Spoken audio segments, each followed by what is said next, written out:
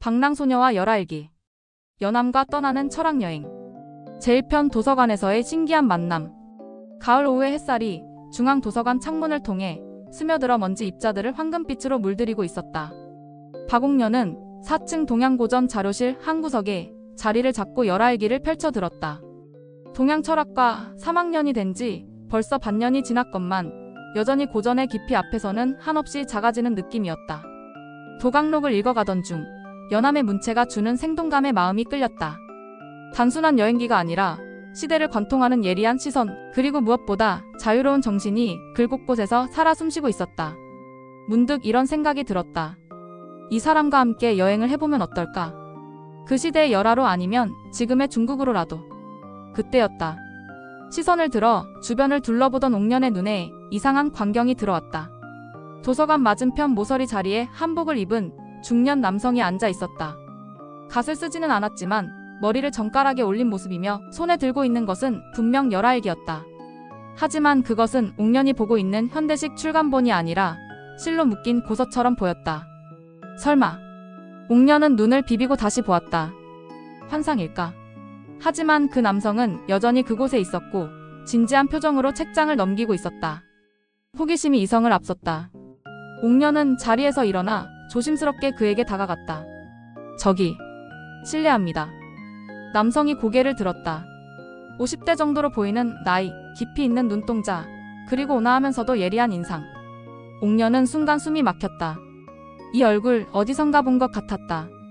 아, 젊은 아가씨로군. 무슨 일이지? 그의 말투는 현대어였지만 어딘지 고풍스러운 운율이 배어 있었다.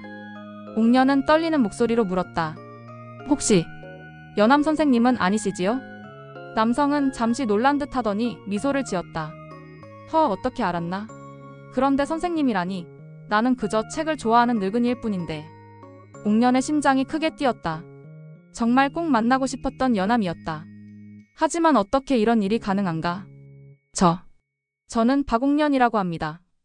동양철학과 학생이고요. 방금 전까지 선생님의 열알기를 읽고 있었어요. 그런데 어떻게? 아, 나랑 같은 박씨로군. 반갑다. 나 역시 연암이라고 하지. 나이로 봐서 말은 편하게 해도 되겠지? 그런데 옥년아, 내가 여기 있는 것이 이상하다고 생각하는구나.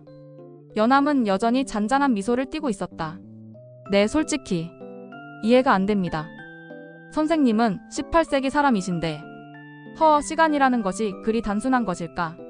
네가 진심으로 누군가를 만나고 싶어하고 그 마음이 간절하다면 때로는 시간의 벽도 허물어질 수 있는 법이야. 네가 방금 전 나와 함께 여행하고 싶다고 생각하지 않았나? 옥년은 깜짝 놀랐다. 어떻게 자신의 생각을 알 수 있었을까? 어떻게? 마음과 마음은 통하는 법이야. 특히 같은 성씨라면 더욱 그렇지 않겠나? 그런데 우리가 어떤 관계인지 한번 따져볼까? 연암은 손가락으로 허공에 족보를 그려가며 설명했다. 내가 반남박씨 21세 손이야. 너는? 저는. 저희 할아버지가 항상 반남박씨 22세 손이라고 하셨어요. 그렇다면 내가 내 삼촌뻘이 되는구나. 옥년아, 이제부터는 삼촌이라고 불러도 되겠다. 옥년은 꿈을 꾸는 것 같았다. 방금 전까지 책 속의 인물이었던 연암이 눈앞에서 친근하게 말을 걸고 있었다. 삼촌이라고 하시니까 더욱 정겨워요. 그럼 앞으로 그렇게 호칭하겠어요. 삼촌. 정말 신기해요. 하지만 현실적으로 가능한 일인가요? 가능하고 불가능하고가 중요한가? 지금 이 순간 우리가 마주 앉아 대화하고 있다는 것이 현실 아니겠나? 그건 그렇고 네가 나와 여행하고 싶어 한다고 했는데 정말 그런 마음이 있나? 옥년은 잠시 망설였다. 이 모든 상황이 너무 비현실적이었지만 동시에 가슴 깊은 곳에서 뜨거운 무언가가 올라오고 있었다. 네, 정말입니다. 선생님의 글을 읽으면서 늘 그런 생각을 했어요. 그 시대를 직접 보고 싶고 선생님이 느꼈던 것들을 함께 느껴보고 싶었어요. 좋다. 하지만 조선시대의 열화로 갈 수는 없으니 지금의 중국으로 가는 것은 어떨까?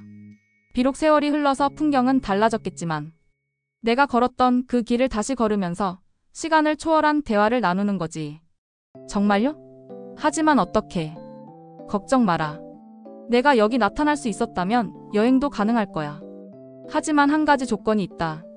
무엇인가요? 이번 여행은 단순한 관광이 아니야. 진정한 배움의 여정이어야 하겠는데 너는 무엇을 배우고 싶으냐? 옥녀는 잠시 생각했다. 그동안 철학과 공부를 하면서 느꼈던 답답함, 이론과 현실 사이의 간극, 그리고 무엇보다 삶의 참된 의미에 대한 갈증이 떠올랐다. 저는 어떻게 살아야 하는지를 배우고 싶어요. 책으로만 배운 철학이 아니라 삶 속에서 살아 숨쉬는 지혜를 얻고 싶습니다. 연암은 고개를 끄덕였다. 좋은 답이다.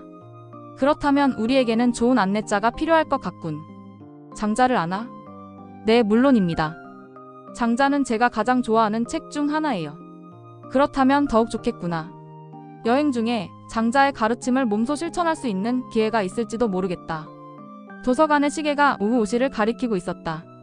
성향이 창가로 기울어져 두 사람을 따뜻하게 감쌌다.